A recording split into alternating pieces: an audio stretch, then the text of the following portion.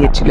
তো যথারীতি তার ঠিক প্রিয়তমার ঠিক পরেই বরবাদের মতন একটা সিনেমা নিয়ে জুটি যখন আবার আসছে, ছবিটার মধ্যে অনেক চমক আছে।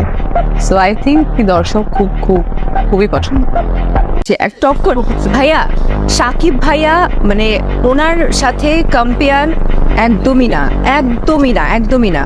তার ছবি আসছে রেসপেক্টফুলি, আমরা সবাই কিন্তু আবার বরবাদ দেখতে যাব। এবং সাকিব ভাইয়া তো স্টার, সুপারস্টার। এখন ভাইয়া যে লেভেলের অ্যাক্টিং করে, যে যতটুকু গেছে, his a super টুপার star in Bangladesh. মানে আমাদের বাংলাদেশের দর্শক খুব ভালো লেগেছে, প্রচুর হিট করে দিয়েছে। তো অবশ্যই সাকিবের সাথে আমি আবার ছবি করব, দেখা যাক এই বছরেই হতে পারে। He wishes এত অ্যাফেকশনেট, এত with so much of warm, so much of love, এত আদরে ভরা, মানে নিজেকে চ্যালেঞ্জ করে দেয় প্রত্যেকবার, প্রত্যেকটা লুককে।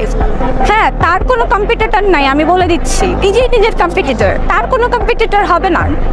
শাকিব খানকে চেষ্টা দেখুন তো, আজ থেকে 10 বছর আগে শাকিব খানকে আর এখনকার শাকিব খানকে খেয়াল করে দেখেন তো, কত পরিণত একজন অভিনেতা। সে শুধু নায়ক না, শাকিব খান শুধু নায়ক, অনেক বড় অভিনেতা। দুটোর সম্মিলন আমাদের কিন্তু এখানে খুব অভাব আছে। অভিনয় পারলে নায়ক উচিত না, আবার নায়ক উচিত হলে অভিনয় না। শাকিব খান একই সঙ্গে অভিনেতা এবং নায়ক।